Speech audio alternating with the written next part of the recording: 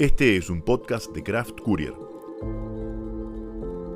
en el que Agustín Garetto y Milan Jelic analizamos semanalmente la política, la economía, la cultura, los temas internacionales y los hechos relevantes con una visión de conjunto, reflexiva, analizando tendencias, actores y teoría para entender mejor la realidad, priorizando la calidad de un análisis artesanal por sobre la velocidad y la cantidad. Hola, ¿qué tal? ¿Cómo andan? Estamos en el episodio número 19 de Craft Courier. Les recuerdo que este episodio está saliendo por Spotify, pero también por YouTube, que nos pueden buscar en YouTube como @craft_courier. Ahí van a ver no solo este episodio, sino todos, y les pedimos que se suscriban, que difundan los videos, a su vez que activen la campanita, al igual que en Spotify, que eso nos ayuda un montón. En el episodio del día de hoy no voy a estar solo, voy a estar con un amigo primero, que también es estudiante de ciencia política, él es estudiante avanzado de ciencia política de la Universidad Nacional del Litoral, él estudia en Santa Fe.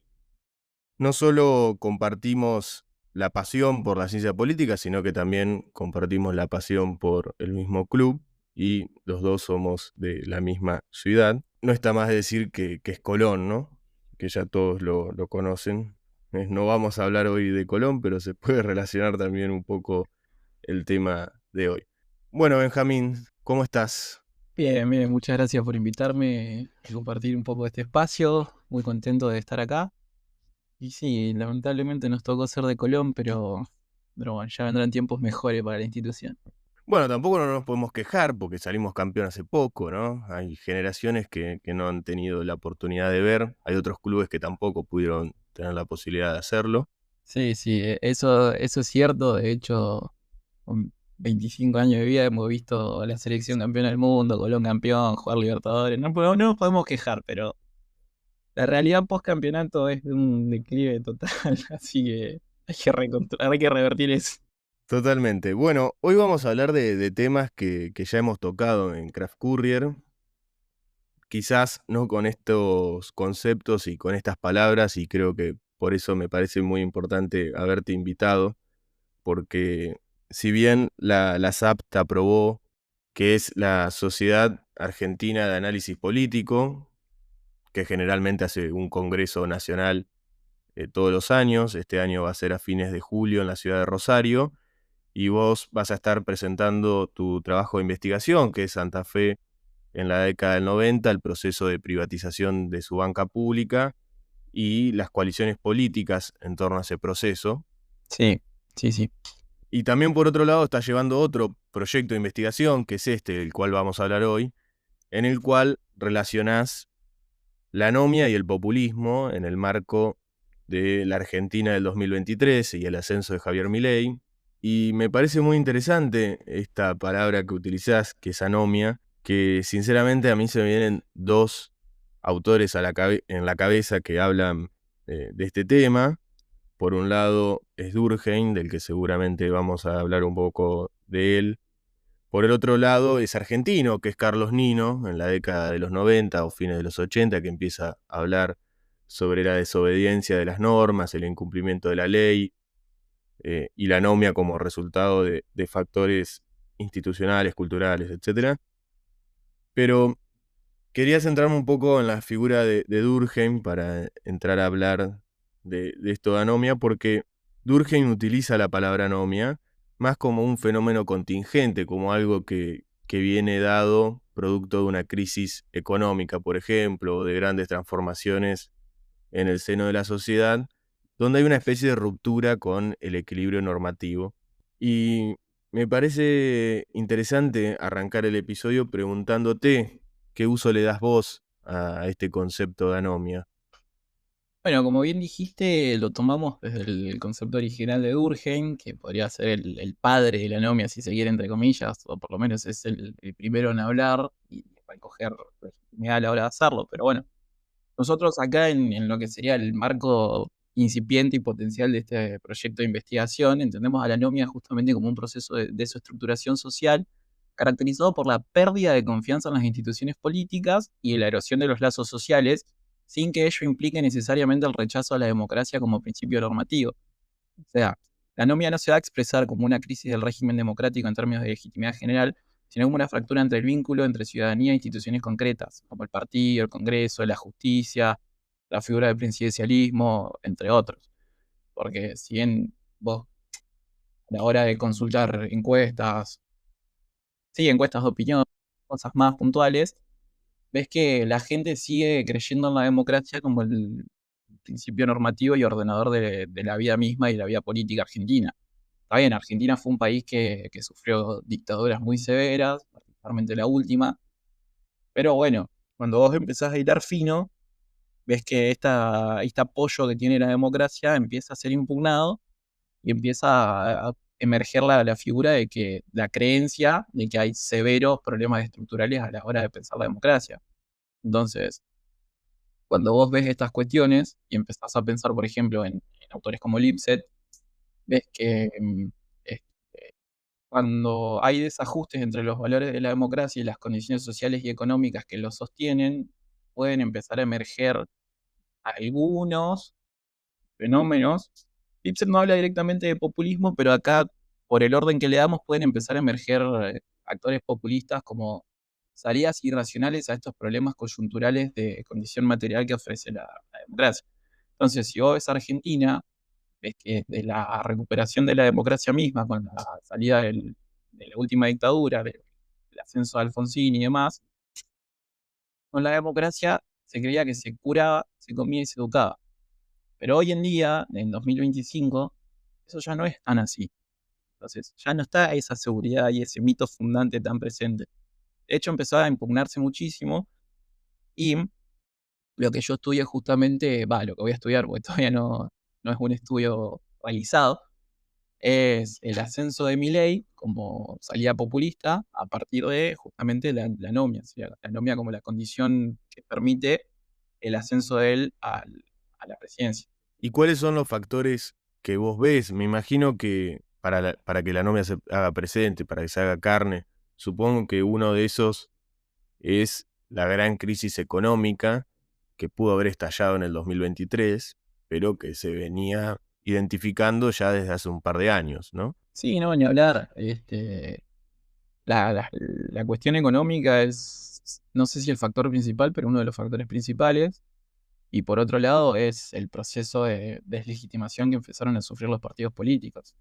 Yo rastreo desde el gobierno de Cambiemos y la experiencia del Frente de Todos, dos grandes fracasos muy importantes que lo que hacen es perder representación entre los ciudadanos y en un sistema que está, si bien es coalicional, pero son dos grandes coaliciones, que están Juntos por el Cambio, Cambiemos, y el peronismo, con todas sus ramas, al tener dos fracasos consecutivos, lo que hacen es generar una pérdida de confianza de los ciudadanos que ya no se sienten identificados.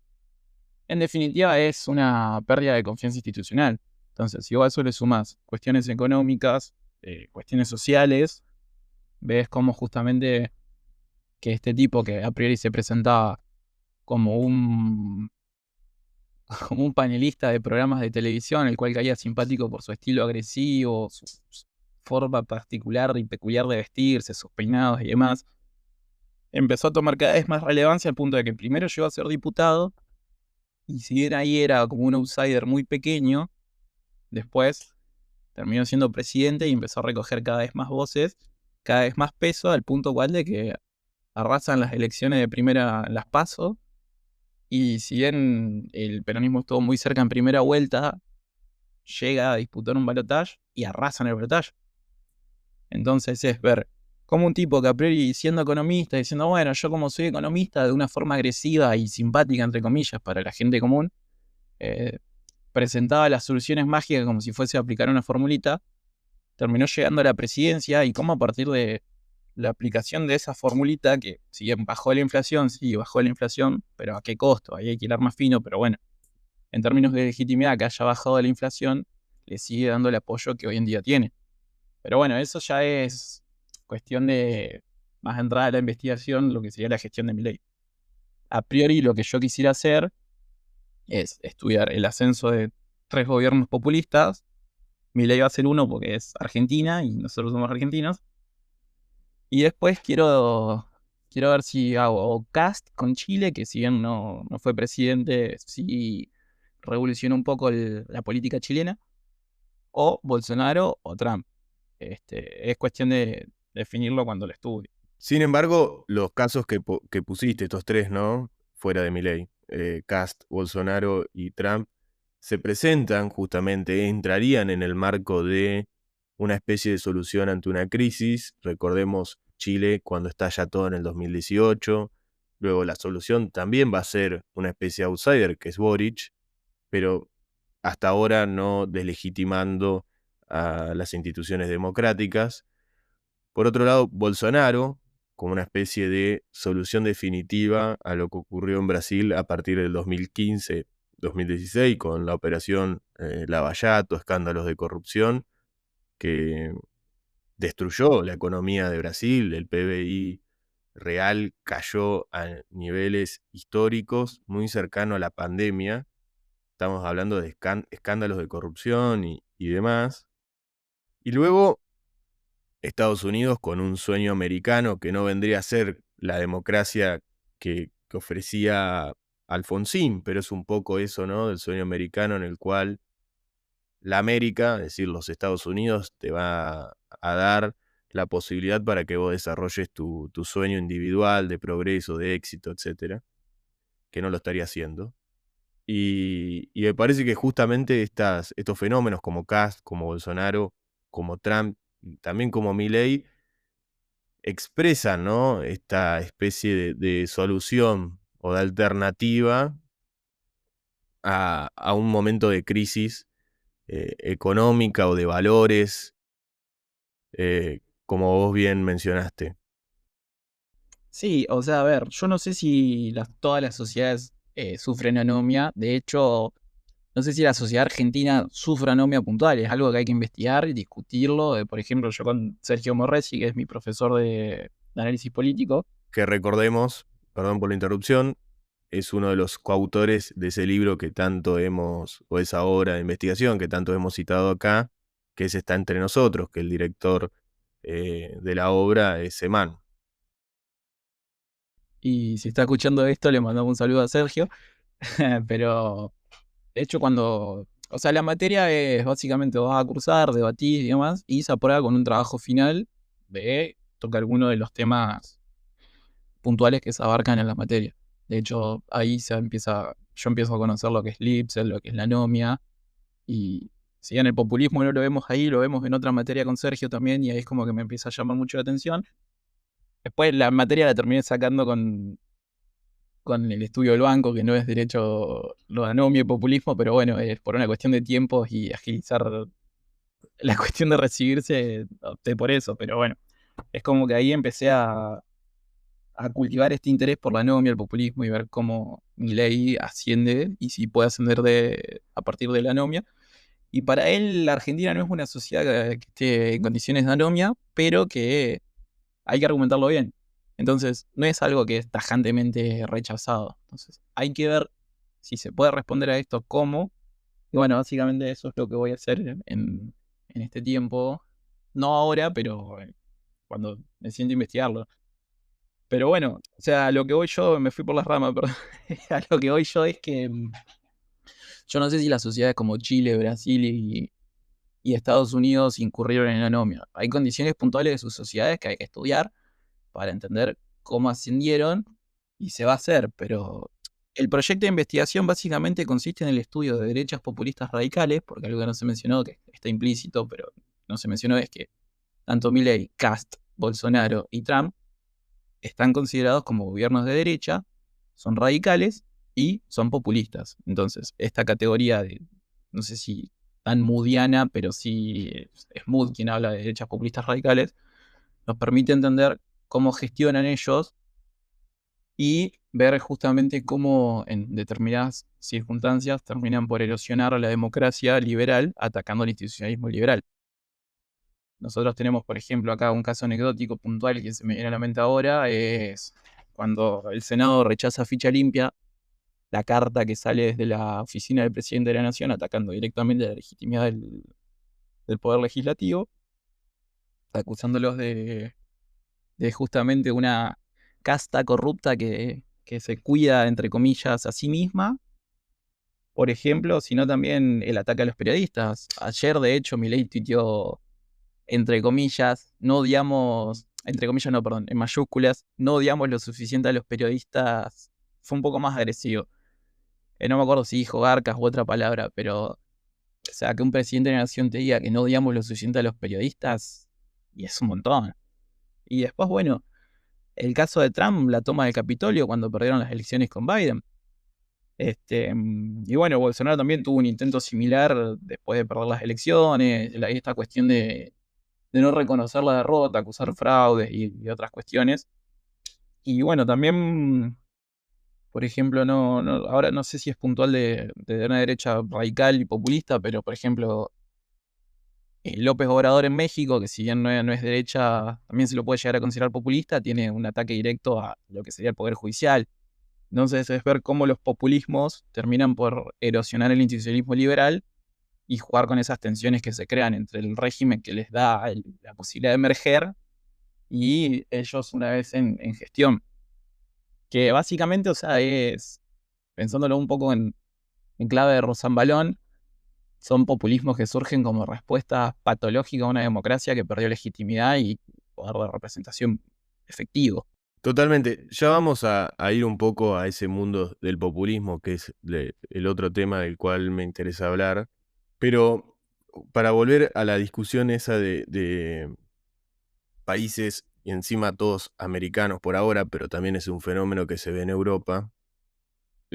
Esta cuestión de legitimar las instituciones, vos mencionaste a AMLO, bueno, fueron las primeras elecciones ahora para elegir a los tribunales y prácticamente eh, ahora el Poder Judicial va a estar cooptado por el partido de Morena, ¿no? Que es el Sí, partido de AMLO, en el cual hoy Sheinbaum es presidenta.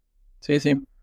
Pero de legitimar a varias instituciones, no solamente al Poder Judicial, también al Congreso, como habías mencionado, a los partidos políticos tradicionales, es un fenómeno que se ve, por lo menos en las encuestas de opinión de Latino Barómetro, también incluso en Europa.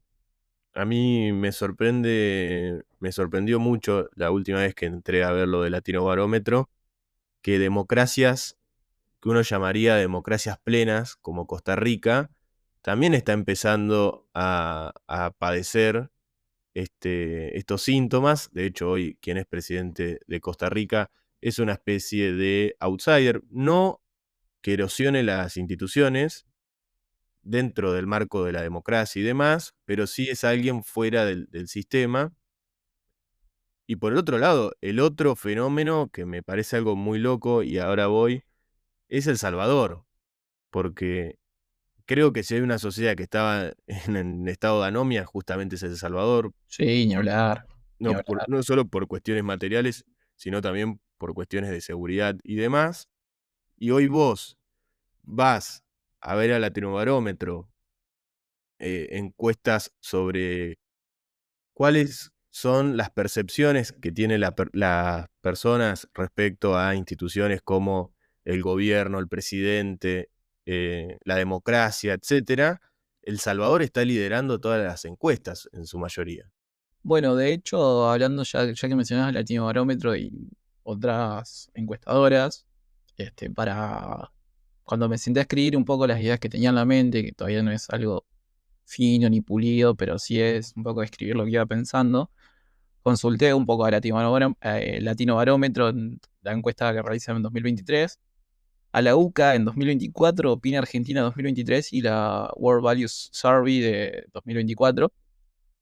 Y ahí empecé a sacar datos interesantes. Por ejemplo, la democracia como principio cuenta con un aproximadamente entre los años 2023 y 2024 con un 71% de respaldo normativo. ¿Qué es esto de respaldo normativo? Bueno, esto que decía hoy, que consideran que la democracia es el régimen preferido, pero cuando vos la fino, el 55% de ese 71% considera que la democracia posee graves problemas estructurales. Entonces es volver a esta idea de que se empiece a impugnar si la democracia es verdaderamente el principio regulador excelente y si con la democracia se come, se cura y se educa. Y bueno, eso es como que te da cierto terreno para la emergencia de estos tipos. Y en El Salvador ni hablar, o sea, ascendió Bukele, palió básicamente a la Mara Salvatrucha. Después, la discusión de las formas de Bukele son otras, creo que acá no nos compete, pero bueno, básicamente el tipo encarceló a todo, o cada cual, bueno, eso es peligroso, qué sé yo, capaz la policía te veía con pinta de pandillero y marche preso. Entonces ahí Sí, había, sí, se violaban todo tipo sí, de pará. derecho y garantía.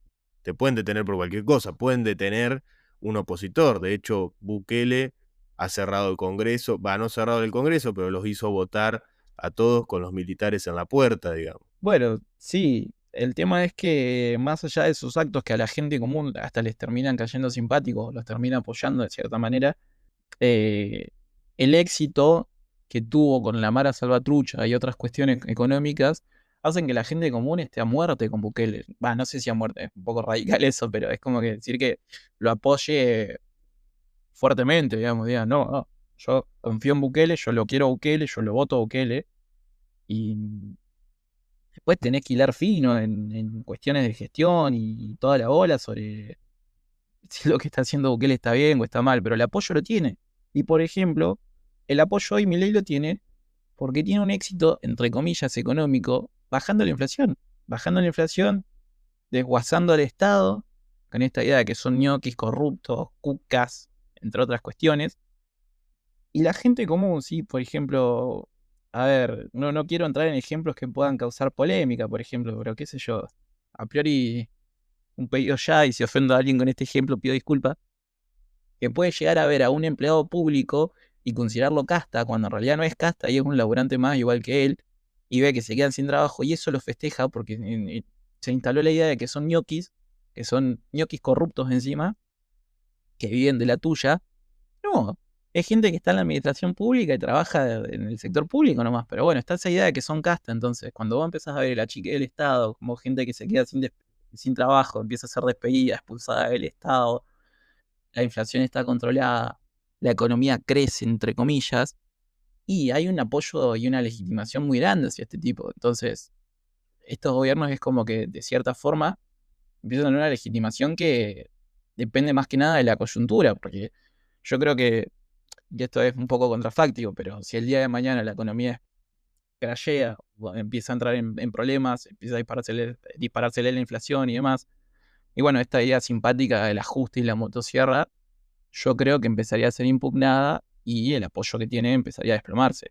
Lo mismo pasaría con Bukele si llega a irrumpir de nuevo, no sé si la Mara Salvatrucha u otra pandilla que empiece a cuestionar la seguridad de las calles. Creo que en Venezuela, si bien Chávez murió, no llega a ser como el gran culpable y uno puede decir, bueno, entonces la culpa no es de todo el régimen, sino es de Maduro, en un efecto voluntarista, pero hablábamos de algo previo al episodio que después me gustaría mencionarlo, que fue el 2001, y habíamos hablado, bueno, las similitudes con el Caracazo, la aparición de la figura de Chávez impugnando la democracia con su intento de golpe fallido, luego presentándose a elecciones en los años y ganando en un sistema de partidos totalmente institucionalizado, con dos partidos fuertes y demás y llega Chávez a erosionar a la institución democrática liberal o a las instituciones democráticas liberales Sí, de hecho con reforma constitucional de por medio. totalmente, y en un poco la idea de distribución de la riqueza, ¿no? En un modo más justo y demás, pero cuando se le termina el modelo empieza a crajear o crashear, como dijiste, ¿no? Empieza a crujir el sistema. ¿Y qué pasa, no? El gran éxodo venezolano en este caso, porque no tenían alternativas democráticas como para modificar algo en el gobierno o por lo menos para marcarle cierta agenda. Sí, y de hecho también empezó a darse toda una persecución de opositores, presos políticos, represiones, que también creo yo que son cuestiones que responden a la necesidad de mantenerse en el poder para estos regímenes.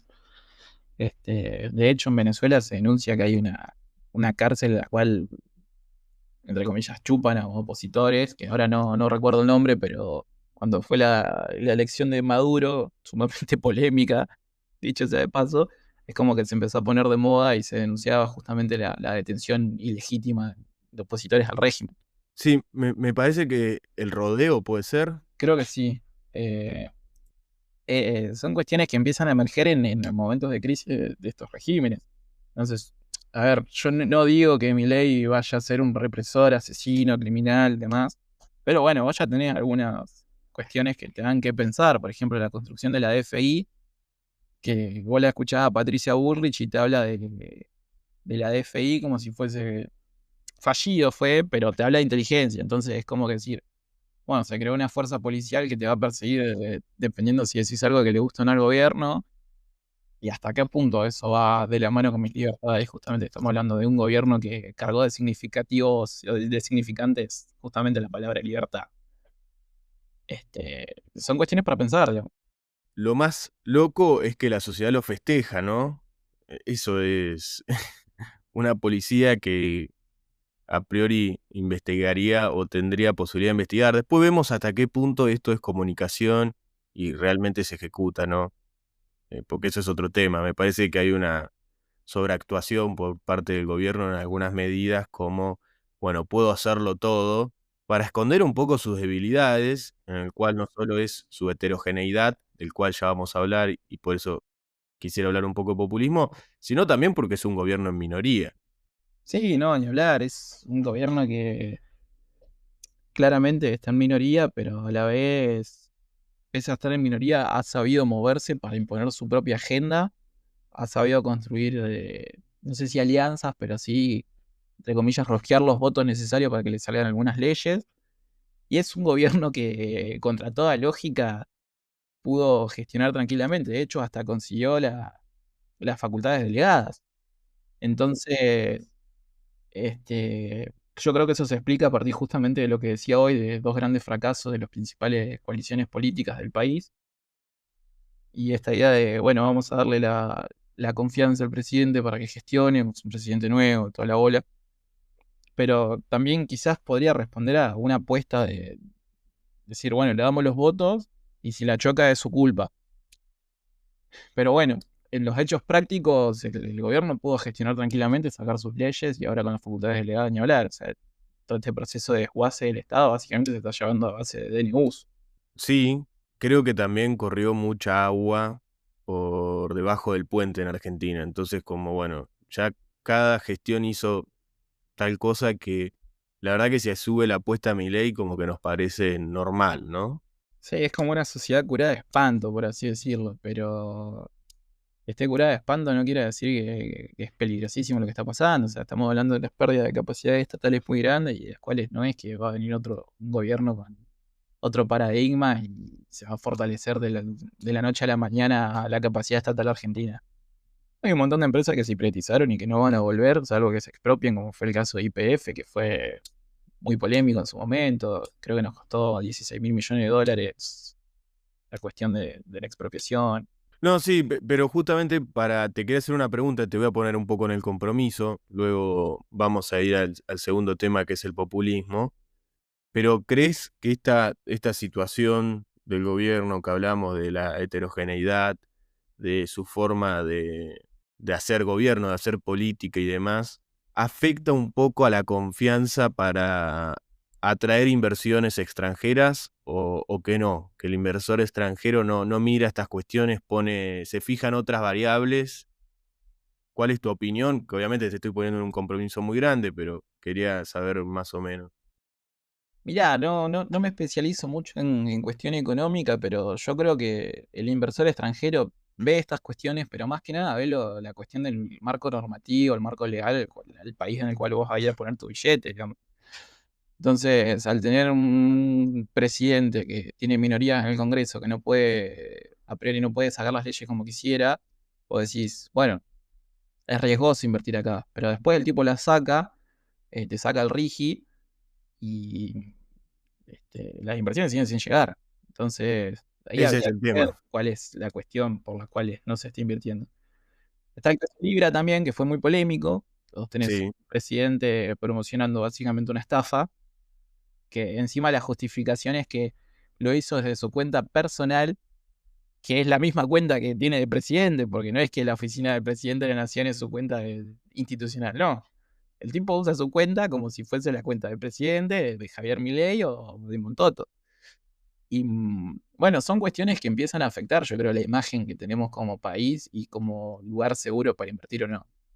Entonces ahí habría que ver, porque estás recurriendo, ante la falta de inversiones concretas, estás recurriendo a un endeudamiento que se está volviendo muy peligroso y que no sé cuánta capacidad te va a dar antes de un potencial default. le quería agregar a eso, bien mencionaste que el RIGI hasta ahora no está atrayendo muchas inversiones, sino que si uno ve las cuentas del Banco Central, incluso hay empresas extranjeras que están vendiendo sus activos en manos de empresas nacionales, es decir, se está desinvirtiendo a nivel extranjero, no de capital extranjero en Argentina, lo cual es muy llamativo porque estaríamos ante este gobierno anarcocapitalista, liberal, libertario, minarquista, todo el nombre que vos le quieras poner, que se abrazó a los capitales extranjeros y los capitales extranjeros medio como dicen, bueno, no sé si es momento para poner un dólar en Argentina. Y me preocupa en este punto, y ahora sí vamos a ir al segundo tema, es que si uno estira mucho esto de, bueno, las inversiones no llegan, no llegan, no llegan, no llegan, Macri tenía una respuesta a eso. Y decía, el segundo semestre. Después, bueno, el segundo semestre Nunca nunca llegó. llegó, ¿no? Pero ¿qué pasa si este gobierno empieza a decir, bueno, hay que restringir ciertas cosas para hacer Irlanda? Y yo creo que como por cómo viene la mano en términos de legitimidad, o sea, habría que ver las elecciones de medio término cómo impactarían en esto, pero con el apoyo que tienen en términos de legitimidad y la adhesión de las masas, por así decirlo, yo creo que sería un pueblo que estaría a favor de aceptar hacer esos sacrificios y restringirse. El tema es que hay que ver qué se restringe, porque por ejemplo, si pensamos en Fujimori, cerró el Congreso el tipo y hizo lo que él quiso. Ujú. Entonces, ¿estamos en condiciones de que Milei un día se levante y cierre el Congreso y gestione él? Yo creo que no. O sea, puede pasar como no. No creo que pase porque no somos Perú, pero bueno, eso no te garantiza nada.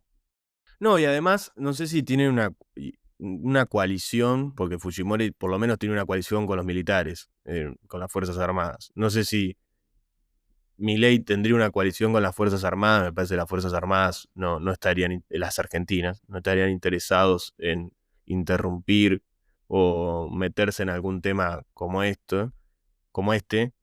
Y además porque la coalición misma del gobierno es bastante heterogénea, que es lo que hablábamos siempre. Y ahora quería introducir este tema porque vos en tu proyecto de investigación, en tu cabeza, lo que estás craneando es, bueno, la anomia explica un poco el ascenso de Javier Milei, Ujú. me lo pone a Javier Milei en el centro de la escena, así puedo explicar cómo llega al gobierno, por qué lo votan, pero utilizás otro concepto después, que es el concepto de populismo.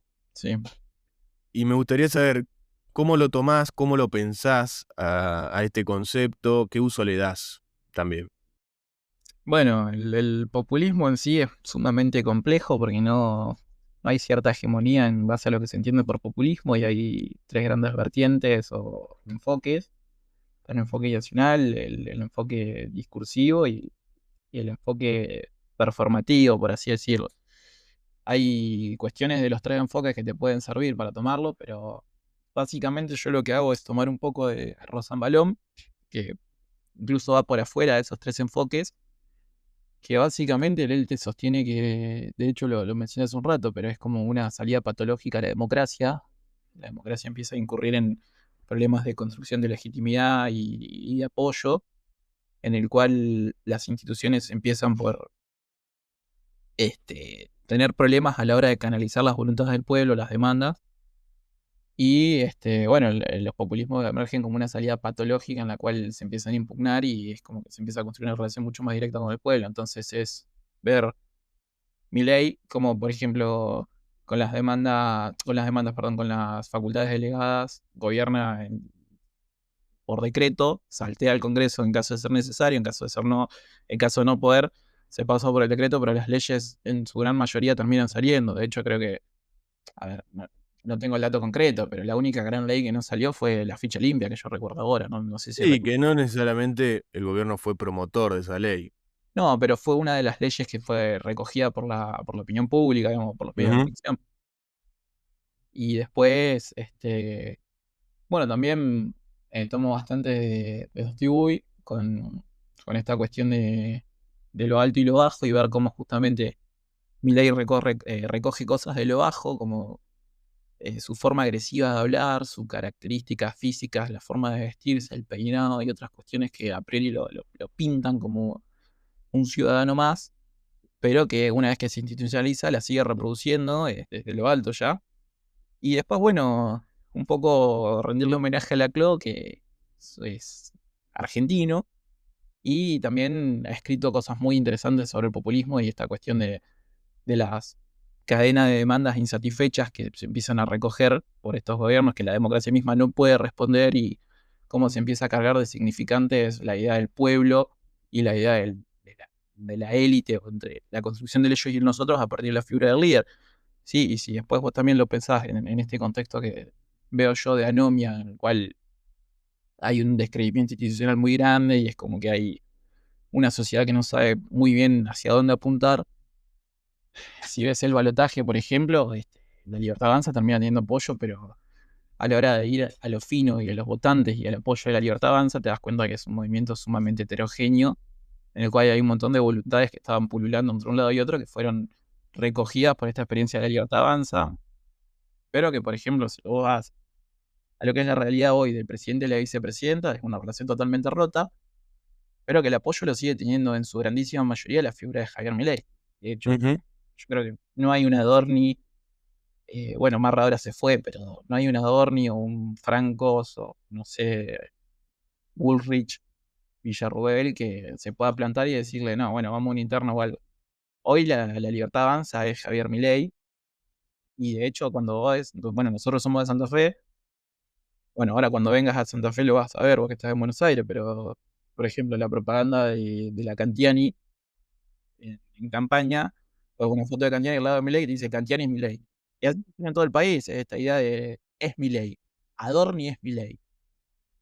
Sí, Donde Harfield es cae, Milei en Misiones. digamos. Y es ver estas cuestiones así de cómo se construye la hegemonía y se legitima y se carga de significantes de estas cuestiones de qué entendemos por el pueblo, porque el líder es el que canaliza la voluntad del pueblo, y quién es la élite. Se habla mucho de oligarquía, pero bueno, en este caso es la casta política y cómo construye él y carga de significado lo que es la casta política. Que si voy la afino, es todo casta, pero después cuando vas a la práctica, recogió un montón de casta para formar su gobierno. Patricia Bullrich, si no es casta, no sé qué es. Sí, sí, francos. Sí, Caputo, Sturzenegger, pero entonces es como que hay una casta mala y una casta buena, y ahí habría que analizar discursivamente la cuestión del presidente, pero bueno, es algo que se hará más adelante. Pero bueno, básicamente es como que yo recojo a esos grandes autores de populismo. Después también habría que ver, como voy a hablar de derechos populistas radicales, un poco de mood. Pero ahí necesitaría la ayuda de un director porque es mezclar todos los enfoques y metodológicamente es caótico, más no imposible. Entonces habría que ver bien qué se recoge y qué se excluye. Pero bueno, un pantallazo muy general son esos los autores que van influenciando mi pensamiento. Estos días, Julio Bárbaro fue entrevistado en Cenital, en una mesa en la cual estaba Tenenbaum, O'Donnell, Stolbizer y Pérsico. Y hablaban de la marcha en defensa a, a la condena a la ratificación de la condena de Cristina Fernández de Kirchner y demás. Y Bárbaro fue tajante con algo que recuerdo que te lo mandé por WhatsApp, ni bien lo dijo, que es el pueblo no está ahí, el pueblo está con Milei. ¿Cómo tomás ese mensaje vos? Desde lo personal, desde tu proyecto de investigación. Qué buena pregunta, la verdad. Pasa que si, o sea, si vos lo encarás desde una mirada populista, Y hoy sí, Bárbaro tendría razón, el pueblo estaría con Milei. Pero después, insisto mucho con esta idea de las elecciones de medio término para ver si efectivamente el pueblo sigue estando con Milei o no. A ver, la cuestión de la condena de Cristina es un hecho, no es un hecho anecdótico que pase desapercibido, es un hecho importantísimo. Estamos hablando de la proscripción de la principal líder del principal partido opositor y que sigue moviendo por lo menos un 20% de votantes ella sola. Pero bueno, ese votante hoy no sería parte del pueblo, sino que sería parte del ellos, no del nosotros. Y no sé si la casta política, pero sí el enemigo en términos discursivos. Quizás pensando un poco en clave schmittiana, no entremos en enemigos inmorales que hay que exterminar y cuestiones así, porque ya es más grave, pero sí adversario más. No caigamos en el error del Ashes. No, no, pero en Twitter se ve la agresión. De hecho, es una de las cosas, la violencia verbal que hay en ciertos sectores. Generalmente los de la Libertad Avanza, pero también de un lado más reaccionario del peronismo, del panperonismo, como quiera llamárselo, también está esta especie de lucha, por lo menos desde el plano verbal. Ya, por ejemplo, hay figuras como Grabois que dice, hay un Estado fascista, y contra los Estados fascistas no se pelean elecciones. Sí, es una escalada de la violencia que empieza desde lo discursivo, pero también esta idea de una instalación del otro como un enemigo, primero un enemigo político que sigue siendo un enemigo adversario moral y demás, que se compite solo en espacio político, pero es poco a poco la degradación del otro, llevándolo ya a un enemigo que es inmoral y que en última instancia, ojalá no pase, pero podría pasar en un sumamente hipotético caso, en una devención de autoritarismo en el cual se empieza a pensar en la eliminación física del otro, pero sería el escenario más grave en esta cuestión de degradación de lo que se entiende por el otro y el adversario, que primero pasa de ser adversario político a ser un enemigo, y de enemigo político pasa a ser un enemigo inmoral, el cual se repudia tajantemente. Y después ese enemigo inmoral empieza a pensarse en necesidad de eliminación. Vos tenés la proscripción como una forma de eliminación, sí. A Cristina se la corre del medio con la proscripción en términos políticos. Pero ¿hasta qué punto se van a quedar satisfechos con eso? ¿Hasta qué punto la violencia va a seguir escalando? Y en última instancia se podría empezar a pensar en la eliminación física del enemigo. Pero bueno, ojalá no pase. Sería. No, no, hasta ahora, por lo menos Argentina no es escenario de eso. Espero que no lo sea, la verdad no creo, pero bueno, Argentina puede dar cualquier cosa. Pero bueno, hay en otros países donde la violencia política crece, ¿no? Colombia, México, Estados Unidos, últimamente hubo este caso de los dos, del congresista, la congresista y el senador, eh, como violencia política. Sí, y después están los casos históricos. A ver, realmente uno termina pensando en la URSS y en el nazismo como los ejemplos más radicales y justamente los únicos dos totalitarios. Bueno, está el caso de Pol Pot también, que es un totalitarismo, pero no nos metamos en eso, pero como la ultimísima instancia de la eliminación del otro y, bueno, en una menor instancia también está el Estado fascista de Mussolini y cuestiones así, un poco enganchándolo con lo que denuncia Grabois. Entonces, son cuestiones como para pensar y como yo creo que es necesario ya empezar a poner un freno a esta cuestión violenta porque se te puede ir de las manos y se te puede ir de las manos jodido. Ya tenés cuestiones de represión policial todos los miércoles con la marcha de jubilados. Es ahora el caso de la detención de Grabois, que fue bastante escandaloso y que se encargaron justamente de hacerlo escandaloso. Está la proscripción de Cristina, que Cristina, a ver, no quiero tirar una cifra estimativa, pero vos ves las imágenes y hay un montón de gente en la casa que la está bancando. Que ayer, digamos, no, el miércoles, fue guasísima en términos numéricos, justamente con todo esto de Comodoro Pi, la marcha y el apoyo. Y hablando de Cristina, tenés justamente un intento de asesinato de Cristina fallido en 2023. Sí, Hablando en Argentina, no en Colombia o en México, que son países por ahí afectadísimos por el narco, que fueron más habituales estas cuestiones. Hablando en Argentina del intento de asesinato de un personaje muy importante de la vida política. ya para cerrar con esta cuestión del pueblo, la anomia, la representación, problemas que en Argentina son recurrentes también, por otro lado. si no es nada nuevo. Quizás las formas y demás, y la parte estética cambia, pero hay como tendencias que son de largo plazo y se pueden encontrar en otros procesos en la historia argentina. ¿Qué pensás? Obviamente son pocas las elecciones, no se puede hacer una generalización al respecto.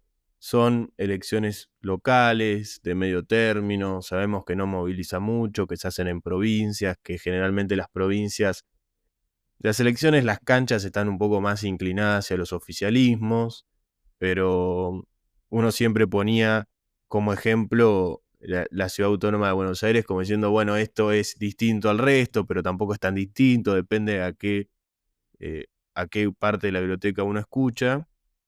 Pero hay un fenómeno que se comparte en todos lados. Sí, la baja participación. Totalmente. ¿Qué es eso? ¿Qué pensás al respecto? Eso me lo acabas de refrescar porque lo estaba ignorando totalmente en esta charla que estábamos teniendo, pero o sea, yo creo que un ejemplo de una sociedad que está transitando anomia, más claro que es imposible. Estamos hablando de una sociedad argentina que si bien nunca tenía valores del 100%, sí tenía alta participación electoral y que hoy en todas las provincias está teniendo mínimos históricos. Santa Fe lo tuvo, este, bueno, ahora ¿me entendés? Cada fue una elección con tan poca participación que sacando un 17% de todo el total de votos presentes, de electores presentes, ganabas la elección. Y de hecho a Dorni la gana así. Y bueno, después es entrar en las otras provincias que también están teniendo mínimos históricos. Entonces hay una gran pérdida de representación, por más de que las elecciones sigan legitimando a los vencedores. Y bueno, repartiendo votos de acuerdo con los sistemas de repartición, ya sea Don, Jare, etc. Ahí hay que empezar a pensar qué está pasando y por qué hay tan poca participación electoral. ¿Qué es lo que hizo que la gente pierda la fe en lo que sería la democracia en sí? Porque ir a votar es la práctica democrática más grande por excelencia, si se quiere. Entonces, tener tan escasos porcentajes de participación es algo que hace mucho ruido. De hecho, o sea, mi grupo de amigos, yo jodo con esta cuestión de la anomia, pero porque es algo que me gustó mucho, entonces como que cargoseo a mis amigos que también estudian ciencia política. Y ojo, o sea, es como que una cosa es lo que haces en broma y otra cosa es lo que verdaderamente está pasando y empezás a ver y empezás a pensar. Entonces, esto es grave. Porque en fin de cuentas, llevando las cosas a un extremo más grave e hipotético, es la impugnación de la democracia. Y es decir, bueno, si hay tan poca participación, o sea, al gobierno le va a servir para seguir legitimándose, pero a que pierda la elección, va a decir, no, acá hubo fraude, muy poca participación, pasó esto, esto y esto y esto, y se puede hacer una revuelta social muy grande, muy peligrosa. Dudo que sea la toma del Capitolio como pasó en Estados Unidos o lo que quiso hacer Trump, pero teniendo en cuenta las características argentinas, puede llegar a tener una escalada violenta. Entonces hay que empezar a pensar esas cuestiones. Bueno, y Argentina ya ha tenido, que lo hemos dicho en el episodio del día de hoy, un fenómeno muy trascendental para la historia reciente de Argentina, para la situación política, para el sistema de partidos, para todo lo que va a venir después, e incluso para el derrotero del kirchnerismo, que ha sido mencionado, también de Cambiemos, y en última instancia la insatisfacción de esas demandas puede llegar a ser Javier Milei, depende cómo uno lo analiza, pero es el 2001, ¿no? Y hablábamos de que la solución en el 2001 fue extra elecciones y que si bien uno no puede hacer la comparación, es decir, el 2001 y el 2023 fue lo mismo, porque la verdad no lo fue, y en el 2023 la solución fue por medio de elecciones, por medio de vías, de una vía de elecciones, ¿no? ¿Qué considerás que es mejor para las instituciones democráticas, para la legitimidad de un gobierno, para las instituciones del Estado en general y del gobierno en particular? Bueno, en términos de instituciones y de salida institucional, es como que el 2001 te muestra, pese al famoso que se vayan todos y el descontento con todo el orden político, de cierta manera te muestra el proceso de que las instituciones van a salir a salvar y garantizar la reproducción del orden democrático. Pero lo que hace a la democracia en sí, yo creo que va a ser mejor siempre una salida vía electoral con la voluntad del pueblo expresada directamente. Que el pueblo elija a quien quiere que lo dirija. ya sea Milei, ya sea, no sé, Zulma Lobato o, no sé, el Vichy Fuerte, pero que lo elija el pueblo y su voluntad se expresa ahí.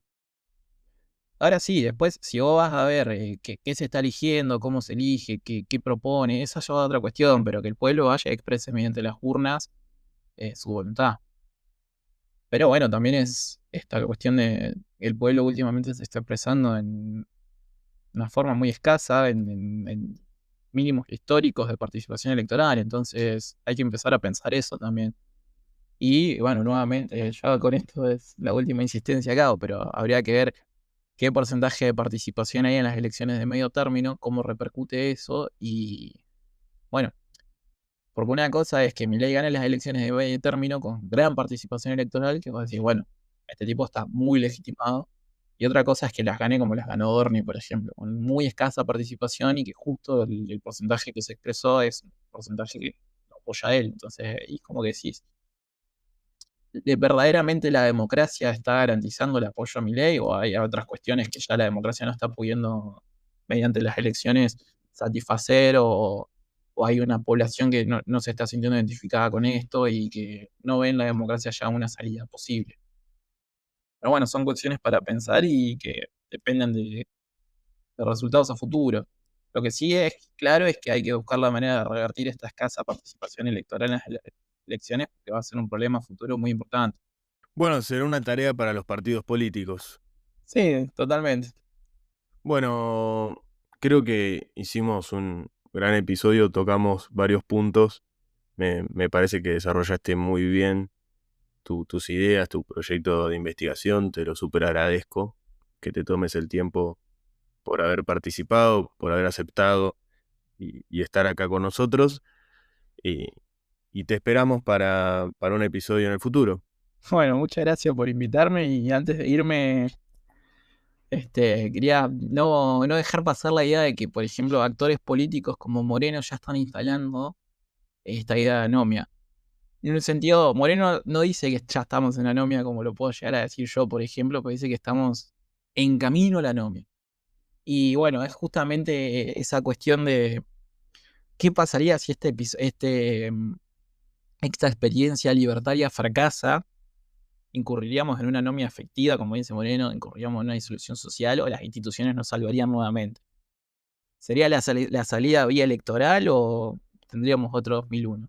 Si tenemos otro 2001, que Dios no lo quiera, ojalá no sea así, sería gravísimo, porque estamos hablando de 2001 repitiéndose en 2025, o sea, no pasó nada de tiempo como para ya volver a esa misma situación. Así que bueno, nada, eso como una reflexión final y muchas gracias por invitarme, darme este espacio para contar un poco más o menos lo que vengo pensando y nada, ojalá poder escribirlo pronto y tenerlo verdaderamente desarrollado y no tanto como un plano en mi cabeza. Bueno, muchísimas gracias y nos encontramos la semana que viene para quienes nos escuchan. Si les gustó el episodio, por favor compártanlo, háganlo saber también en la caja de comentarios. Los esperamos la semana que viene. Muchas gracias, hasta la próxima.